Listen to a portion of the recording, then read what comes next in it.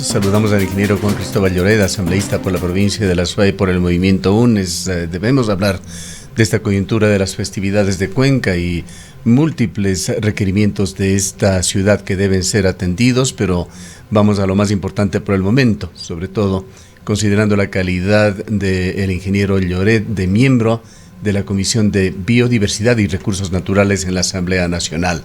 ¿Cuál es su opinión sobre el anuncio de la decisión del gobierno de Guillermo Lasso, hecho en la COP26 el día de ayer, de ampliar en 60.000 kilómetros cuadrados más la reserva marina de las Islas Galápagos? Un tema que ha sido de aspiración de larga data por parte de ecologistas, particularmente residentes en Galápagos. Le damos la bienvenida. Gracias, un saludo muy cordial a Gustavo, Rosana, para la directa audiencia de Antena 1 también. Bueno, es un anuncio que suena interesante, digamos, en términos de conservación de la fauna marina, en términos de poder contribuir, digamos, a la preservación de ciertas especies. Más sin embargo, me parece que podría ser mucho más fuerte, digamos, la posibilidad de conservar precisamente esas áreas, esos recursos marinos, en la medida en la cual se implementen una serie de controles, empezando por el país. Si bien es cierto, el anuncio es un anuncio de carácter planetario, mundial, en medio de un escenario en el cual están reunidos los representantes de los diferentes países del mundo, sin embargo, digamos, nosotros seguimos esperando aquí en lo local, en lo nacional, por ejemplo, el reglamento a la ley de pesca. En ese reglamento se tiene que establecer los niveles de incidentalidad, por ejemplo. Cuando sale una embarcación a realizar sus faenas de pesca, dependiendo del tipo de embarcación, dependiendo del tipo de sector en el cual se encuentre. No es lo mismo una embarcación de carácter artesanal, de una pequeña nave o de una pesquería a gran escala. Entonces, en cada uno de estos sectores se tiene que establecer cuáles son los niveles de incidentabilidad, por ejemplo. No es lo mismo que una pequeña embarcación llegue con 2, 3, 4 o 5 tiburones, porque eso está fuera de los niveles digamos, de pesca incidental. Entonces, nosotros seguimos a la espera aquí en Ecuador de que se pueda llevar ese tipo de normativa, ese tipo de reglamentos. No existe. Lo otro, le habíamos pedido, yo precisamente había pedido la comparecencia de los diferentes representantes, tanto del Ministerio del Ambiente como de la Subsecretaría de Pesca, precisamente para que nos den a conocer cuáles son los controles que se están realizando en los puertos en el Ecuador. Y digamos, ahí sí existe todavía una serie de falencias a nivel de los controles que se tienen que implementar por parte del Estado para precisamente poder establecer esos niveles de incidentabilidad, de pesca incidental, digamos, que llegan a cada uno de los puertos. Entonces, si bien es cierto, el anuncio puede sonar bastante atractivo, pero resulta que en la práctica, aquí en el Ecuador, ni siquiera el reglamento a la ley de pesca se ha aprobado. Tampoco tenemos estos niveles de control, tampoco tenemos, digamos, estos niveles de incidentabilidad con respecto a la pesca que llega a los puertos. Entonces, de alguna u otra forma es medio contradictorio, ¿no? Deberíamos empezar dando el ejemplo aquí en Ecuador, deberíamos empezar por casa, ¿no?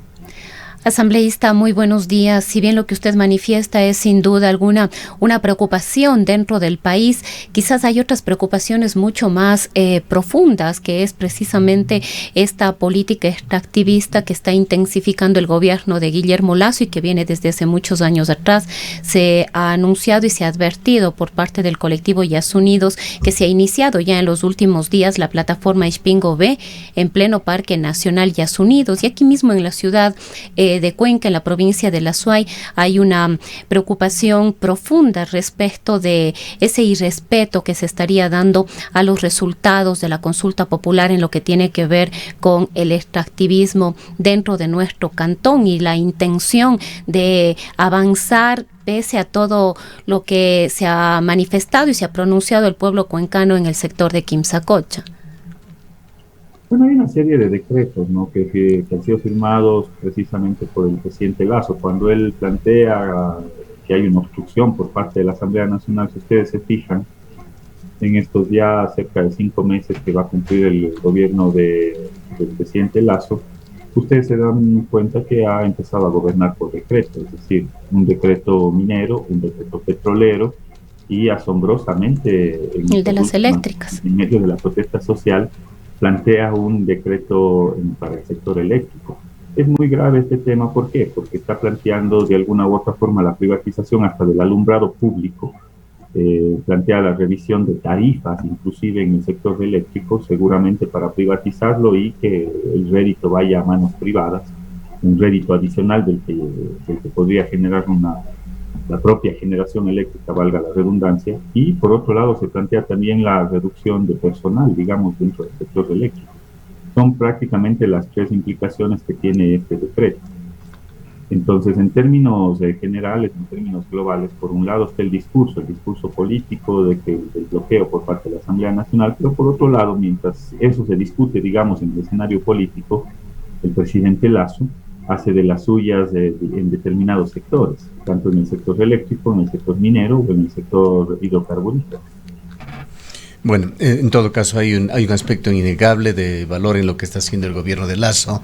Hemos estado recurrentemente viendo año a año la presencia de centenares de embarcaciones de banderas extranjeras, en su mayoría de nacionalidad china, barcos pesqueros, buques de abastecimiento, etcétera, en la zona de economía exclusiva de Ecuador.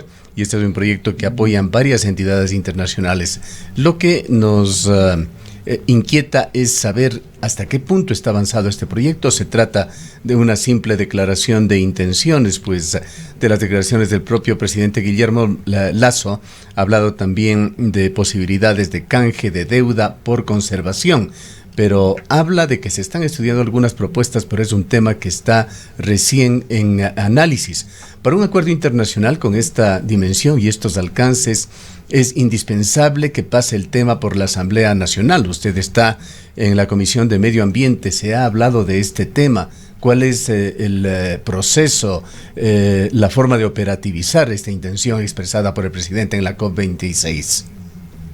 Bueno, de lo que le escuché al primer mandatario, él parte de la voluntad inclusive de otros países, porque plantea incluso que ciertas áreas de reserva puedan ser compartidas con Costa Rica y entiendo que con Colombia también. En todo caso, digamos, esa es una apuesta interesante, pero insisto, estimado Gustavo, en la práctica, ni el propio país, ni en el propio país donde que se hace el anuncio, se tiene, por ejemplo, un reglamento de la ley. Ya nos dijo esto con todo el respeto asambleísta. Quisiera saber la parte de procedimientos. Algo se ha tratado, se ha interactuado con la Asamblea Nacional por parte del gobierno antes del anuncio de este proyecto. Para nada, Gustavo, para nada. No se ha hecho ninguna socialización. La semana anterior, hace 2 semanas, pedí la comparecencia en nuestra comisión del ministro del Ambiente y déjeme decirle que nos dejó más dudas que certezas. Precisamente le pedí que comparezca por lo relacionado con la pesca incidental y con las embarcaciones que fueron, digamos, incautadas en Hong Kong de 26 toneladas de aletas de tiburón.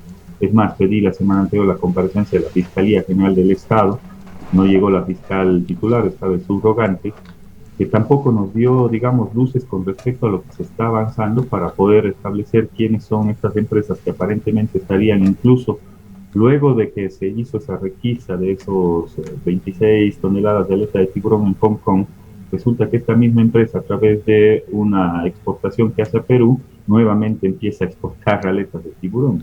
Entonces yo le pregunto ahí qué es lo que está haciendo el gobierno, qué es lo que está haciendo la Subsecretaría de Pesca, qué es lo que está haciendo la Fiscalía, para poder establecer los responsables de, digamos, de esta depredación de nuestra riqueza marina, sobre todo en lo que tiene que ver con especies que son protegidas, como son los tiburones.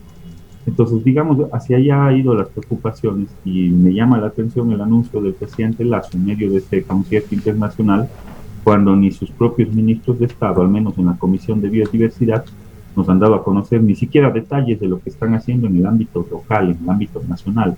Se tiene que mejorar inclusive los artes de pesca, y ese es parte de los retos que se tienen que llevar adelante por parte de la subsecretaría en conjunto con el Ministerio del Ambiente, pero ni siquiera eso se ha avanzado en el país. Estamos ya sobre el tiempo en el reglamento de la ley de pesca, sobre el tiempo, ya se pasaron el tiempo en el mismo gobierno de Moreno y no emitieron el reglamento. Y ahora en este gobierno de Lazo llevan 5 meses y tampoco en el reglamento. Vayamos a temas un tanto urgentes y coyunturales que tienen además que ver con las festividades de Cuenca. Hay varias situaciones que están pendientes, que no reciben respuesta oportuna del gobierno. Ingresemos también con un tema eminentemente medioambiental. El concejal Cristian Zamora ha señalado que oficialmente se está pidiendo al vicepresidente de la República, Alfredo Borrero, quien representará al presidente de la República, entendemos que está encargado del poder, para que en su discurso del 3 de noviembre se entregue ya la delimitación de la zona de recarga hídrica de la consulta popular, tema que tiene que ser ya abordado y aprobado por el Ministerio del Ambiente. Se encuentra prácticamente un año en manos del Ministerio del Ambiente la delimitación de zonas de recarga hídrica hecha ya por etapa, que era parte del procedimiento. Quisiéramos saber nuevamente cuál es el accionar que están teniendo los representantes azuayos allá en Quito, que en este tipo de situaciones deben tener también una interactividad y presionar para que estas cosas fluyan. Yo creo que de a poco el gobierno del presidente Lazo se va convirtiendo en el gobierno, igual que fue el gobierno de Moreno, en el gobierno de los anuncios. Es decir, una serie de anuncios que en un momento determinado se hicieron en la campaña electoral, que lamentablemente ya no coinciden con el accionar del Ejecutivo cuando ya son gobierno. Yo recuerdo que el presidente Lazo, cuando estuvo en campaña, vino a la ciudad de Cuenca, ustedes también recordarán, y dijo que él estaba de acuerdo con esta consulta popular y que iba a ser respetuoso del resultado de esta consulta popular. Pero resulta que al final del día, estimado Gustavo, si usted revisa el accionar de este gobierno, el decreto minero, el decreto hidrocarburífero, el decreto para el sector eléctrico, no coincide precisamente con esos anuncios. Sí, está muy bien todos estos defectos de Lazo, indiscutiblemente, y lo estamos resaltando en este medio de comunicación, ingeniero Lloret, pero también están allí los asambleístas que son nuestros representantes.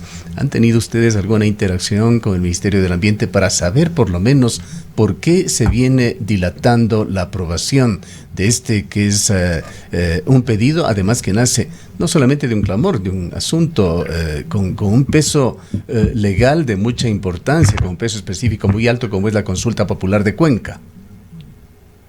Sí, bueno, en realidad, como le decía hace un momento, la comparecencia del ministro del Ambiente nos dejó más dudas que certezas sobre el accionar de esta cartera de Estado en diferentes ámbitos. Si bien es cierto, la comparecencia se le dio en el marco de lo que sucede con nuestra fauna marina, pero en realidad nos dejó más dudas que certezas. Entonces ahí eso corrobora lo que hemos venido viendo, sobre todo el accionar de este gobierno en los últimos meses. Una cosa son los anuncios que hizo en electoral y otra cosa son las acciones que lo realiza ya siendo presidente de la República o como gobierno en ejercicio del poder. Entonces dista mucho lo que se ofreció de lo que hoy realmente se está cumpliendo en el Ecuador. Entonces, después de 4 años también se da cuenta. Y en el caso de la SUAY, digamos, las expectativas son muy grandes. ¿Por qué? Porque usted recordará también no solo en el tema del medio ambiente, en el tema de la consulta popular, sino también en el tema de conectividad. Una serie de anuncios por parte del presidente Lazo. Yo recuerdo incluso que dijo que el Estado iba a asumir la deuda del tranvía, por ejemplo. Nada ha pasado con respecto a ese tema. En el tema de la conectividad, resulta que hay un anuncio que hace su ministro, el ingeniero Cabrera, el ministro Azuayo, con respecto a una declaratoria de emergencia en el 29, y resulta que esa declaratoria de emergencia nunca se la hizo, sino se la hizo después de 50 días, cuando fallece una fruto de la caída de rocas en el sector del Molleturo. Recién ahí, al día siguiente, se firma el 20, se firma la declaratoria de emergencia en el kilómetro 49, 50 días después del anuncio. Entonces de a poco nos vamos convirtiendo, o ya digamos, los azuayos y los ecuatorianos, nos vamos haciendo como normal, digamos, que este gobierno se vaya convirtiendo, al igual que fue el gobierno del señor Moreno, en los gobiernos de los anuncios. Simplemente llegan, anuncian, del rato no se ejecutan, digamos, las directrices. Eso no se puede permitir, porque finalmente se convierte en un engaño para el pueblo azuayo, un engaño para el ecuatoriano. Ahora, le reitero en cuanto a la acción de los asambleístas, usted como miembro de esta Comisión de Medio Ambiente y Diversidad, ¿tiene capacidad total para llamar, por ejemplo, al ministro del Ambiente para que responda por qué Quimsacocha? ¿Por qué no lo hace? Le reitero, estimado Gustavo, como usted me reitera a mí, yo le reitero que efectivamente el ministro del Ambiente ha sido solicitado su comparecencia y lo iremos haciendo en el proceso de fiscalización que lleva adelante la Comisión de Biodiversidad con respecto a las concesiones mineras que se han dado en el país. Yo personalmente he planteado la revisión de algunos sectores, sobre todo relacionados con la minería, y hay un tema muy grave en Camilo Ponce Enríquez, que nada se ha dicho en el espacio local, pero ahí frente a, digamos, al centro urbano de Camilo Ponce Enríquez, resulta que está el río Guanache, en pleno centro urbano, pese a que existe una sentencia de orden judicial en el cual establece la remediación de esa zona, pese a que se retiraron las concesiones que estaban sobre el río Guanache. Resulta que en este país no se ha hecho absolutamente nada, y ni en este gobierno ni en el gobierno de Moreno, para frenar, digamos, la explotación minera en pleno centro urbano, cosa que está prohibido precisamente a través de una consulta popular, a través de la propia Constitución de la República, para poder hacer explotación minera. O sea, ha sido este legislador quien ha llevado ese proceso de fiscalización, de comparecencia de la Fiscalía, comparecencia del Ministerio del Ambiente, comparecencia del Ministerio de Energía, comparecencia de la agencia que regula precisamente esas zonas. Espero que en los próximos días, comparecencia del Defensor del Pueblo, porque fue quien presentó la acción constitucional que al final del día derivó en una sentencia. Y resulta que esa sentencia han pasado cerca, es el 30 de septiembre del 2020, ha pasado más de un año, y resulta que hasta el día de hoy todavía no se ha dado cumplimiento a una sentencia de orden judicial. Entonces, ¿qué es lo que se debería hacer en este momento? Llevar adelante acciones en el orden del control político a las autoridades que han dejado pasar ese tipo de acciones. Eso es lo que está haciendo este legislador, estimado Gustavo. Asambleísta Temas relacionados Lloret, ¿usted o alguno de los legisladores azuayos tomó la posta de Gloria Astudillo, ex asambleísta, quien llevaba adelante y tuvo algún progreso dentro de la Asamblea de un proyecto de ley de determinar impactos a perpetuidad por la actividad minera? Bueno, se están llevando adelante una serie de reformas a la ley de minería, al Código del Ambiente. Dentro de las reformas a la ley de minería son dos proyectos que se han fusionado y se está dando tratamiento por parte de esta comisión. Y precisamente en uno de los articulados ahí se plantea precisamente la posibilidad de establecer esas garantías a favor del Estado a perpetuidad con respecto a los procesos de minería. El debate está todavía, digamos, a nivel del seno de la comisión. Todavía no tenemos un informe para primer debate. Apenas tengamos un informe para primer debate, se lo pondrá en consideración del Pleno de la Asamblea Nacional. La comisión sesionó hace algo más de un mes aquí en la ciudad de Cuenca. Pedimos la comparecencia de las diferentes autoridades. Se enviaron cartas a todas las autoridades de la provincia de La Suay. Muy pocas, déjeme decirle, estimado Gustavo, muy pocas expresaron su interés, empezando por le mandamos una carta al alcalde de Cuenca, a la prefecta, a los diferentes representantes de los diferentes sectores sociales, económicos, políticos, para que puedan dar sus aportes con respecto a estas reformas a la ley de minería. Resulta que en la práctica el interés fue nulo por parte de las autoridades locales con respecto a este tema, que debería ser una de las prioridades, al menos en el ámbito local, ¿no? Sobre otro de estos compromisos en los cuales existe expectativa y se pensaba podrían haber anuncios importantes para la provincia de La Suay, es el tema de la vialidad. Sabemos que ese proyecto que comenzó mal y continúa mal hasta el momento del ingreso sur está en veremos. No sabemos todavía qué decisión se va a tomar, de acuerdo con declaraciones del propio ministro de Transportes y Obras Públicas y de la viceministra Carolina Ormaza.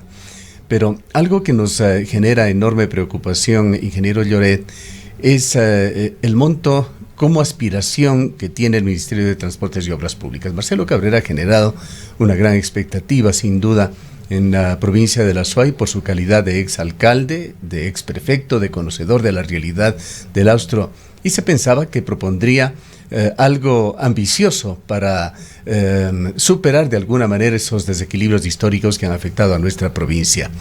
Sin embargo, acaba de presentarse una proforma presupuestaria para el 2022 por parte del gobierno de Guillermo Lasso, que llega al orden de unos 33.000 millones de dólares. El presupuesto para la provincia de la Azuay, esto señalado por la viceministra de Transporte Carolina Ormaza, solicitado por el Ministerio de Transportes y Obras Públicas, supera apenas los 30 millones de dólares, lo cual pondría el monto de inversión, si es que se puede llamar inversión, pues difícilmente alcanzará siquiera para un adecuado mantenimiento, del mismo orden de lo que se hizo en más de una década, en donde se invirtió más de 11.000 millones de dólares en carreteras en el país y 300 millones de dólares en la zona de la provincia de la Azuay. ¿Qué opina usted sobre este tema? 30 millones es lo que ha dicho Carolina Ormaza, es lo previsto en el presupuesto, entendemos que solicitado por el Ministerio de Transportes y Obras Públicas para el 2022. Gracias, Gustavo. Conforme a una entrevista que mantuve precisamente con usted hace unas semanas atrás, me comprometí públicamente en solicitar información al señor ministro de Transportes y Obras Públicas, y eso es lo que he hecho, ¿no? Precisamente para asentar ese presupuesto se necesita el mantenimiento vial en la conectividad de la Azuay con los diferentes sectores del país, para saber cuántos de esos recursos son los que van a venir a la Azuay. Pero déjeme decirle una valoración a priori, digamos. Si es que en el presupuesto general del Estado se plantean 30 millones de dólares para el mantenimiento de la red vial nacional, déjeme decirle que eso no va a alcanzar ni siquiera posiblemente para el 20-30% del mantenimiento que necesita el país. Entonces, mi pregunta de fondo es qué es lo que van a hacer con el resto de la red vial que ya por sí está deteriorada. Resulta que en el gobierno de Moreno, en función del famoso... Permítame, nada más para aclarar los datos, usted dice que están 30 millones de dólares para mantenimiento en el país, en la actual proforma presupuestaria. ¿Eso le escuché a usted, Gustavo? No. 30 millones solo para la provincia de la Azuay. Lo que nos ha dicho Carolina Ormaza, que han pedido una asignación de 30 millones, dijo específicamente 10 millones para la cuenca Girón Pasaje, 10 millones para la cuenca Molleturo Naranjal, 10 millones para mantener 3 vías en el oriente que se encuentran enormemente deterioradas. Esto es lo que nos dijo Carolina Ormaza en una entrevista, refiriéndose a lo que habían solicitado para el 2022 como Ministerio de Transportes y Obras Públicas para el Azuay. Gracias por la aclaración, Gustavo. Precisamente cuando tenga la información correcta con esos detalles, los haré público también para que puedan conocer. He pedido información al ministro, no solo de los valores que se tienen que entregar para el mantenimiento vial de la conectividad de la Azuay, sino también con relación a las concesiones. Y quizás este es uno de los elementos por donde puede salir, digamos, un proceso de fiscalización dentro de la Asamblea Nacional, porque me llama sobremanera la atención qué es lo que se pretende hacer con la vialidad a nivel nacional. Si bien es cierto, algunas carreteras del país están concesionadas, habrá que ver en función de qué o cuáles fueron los parámetros para esas concesiones, cuál es el análisis económico de esas concesiones, porque resultaría paradójico que pese a que existe una concesión en el país, resultaría paradójico que del Ministerio de Transporte y Obras Públicas se entreguen recursos adicionales a esos concesionarios. Entonces, precisamente he pedido las valoraciones económicas de todas las concesiones de la red vial estatal en el país y también lo que se pretende hacer sobre la autopista Cuenca-Azogues. ¿Por qué? Porque resulta que en un estudio supuestamente el TPDA, el tráfico diario promedio, estaba en un determinado valor, pero resulta que al final del día, ya cuando se empieza el proceso de contratación del acceso sur y de las otras obras complementarias que se tienen que hacer en la autopista Cuenca-Azogues, resulta que al final del día se calcula con otro valor, es decir, con un valor muy inferior. Por lo tanto, les obliga a poder colocar los puntos de cobro en diferentes lugares a los que estaban previstos inicialmente. Esa es una información preliminar, estimado Gustavo, pero no sería nada raro que nos encontremos con un un contazgo de cobro a la salida del Hospital del Río, por ejemplo, o en una vía que estaría, digamos, conectando al parque industrial con toda la zona, digamos, de casi periurbana de la ciudad de Cuenca. Entonces sería muy grave porque afectaría al bolsillo de los cuencanos que tendrían que pagar $1 o $1.25 para moverse entre la autopista Cuenca-Sogue solo en el sector del Hospital del Río. Entonces, digamos, eso sería un fuerte impacto al bolsillo de los ecuatorianos. Entonces, precisamente por eso he pedido toda la información. Cuando tenga la información, evidentemente la República, para que los cuencanos sepan qué es lo que se pretende hacer desde este nuevo modelo. Algo que es muy preocupante y que debería tratarse dentro del presupuesto que será considerado por la Asamblea es este tema de la inversión en vialidad. Tiene que haber más equidad en el país. Nos decía Carolina Ormaza también que es muy difícil tratar de hacer algo con poco dinero, que el Estado no tiene dinero, pero sin embargo hay situaciones contrastantes. El Ministerio de Transportes y Obras Públicas, y esto está en su página web, está invirtiendo $2.600 millones en tramos de la troncal de la costa, de zona de 4 carriles desde Santo Domingo de los Áchilas hasta Huaquillas. $2.658 millones. Otro ejemplo es el anuncio que se hizo hace pocas semanas de la construcción de 4 puentes en el viaducto sur de Guayaquil, presupuesto $700 millones. Para la provincia de La Suay, 30 millones en el 2022. Esperemos una mejor acción conjunta, ingeniero Lloré, de todas las autoridades azuayas. Hay que exigir un mejor trato a la provincia de La Suay, y una de las oportunidades sin duda son estas plataformas que se abren, como la sesión de Cabildo del 3 de noviembre. Sin duda alguna, estimado Gustavo, yo también esperaría y aspiraría que al tener un ministro de Transportes y Obras Públicas cuencano, si ustedes revisan las declaraciones del actual ministro en campaña electoral, él decía que esa era su prioridad vital, de la conectividad, pese a que los asambleístas no podemos hacer obras, pero evidentemente ahí esa fue su intencionalidad. Bueno, ahora tiene la oportunidad extraordinaria, digamos, para la región, para la ciudad, para la provincia, de poder concretar estas aspiraciones. Sobre todo, empecemos por el mantenimiento vial. Estimado Gustavo, fíjese en la carretera que tenemos que transitar hasta la provincia de Loro, hasta Machala, o si es que vamos hacia el norte del país, nos encontramos con una serie de cráteres y huecos a lo largo de la vía. Si es que vamos por Molleturo Naranjal, nos corremos el riesgo, la vida de los cuencanos, de los azuayos, en el momento de cruzar por una serie de lugares en los cuales es evidente el peligro y el riesgo que representa.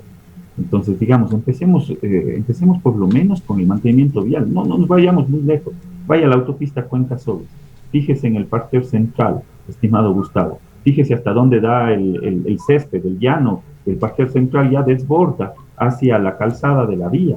Entonces, ni siquiera hay el más mínimo cuidado ni mantenimiento vial. Y son obras cuyas inversiones, usted ya las recalcó, son más de $300 millones, que resulta que se han deteriorado en los últimos años porque no han tenido la capacidad para darles el mantenimiento vial. Y hay un tema de fondo, Gustavo, hay un tema de fondo.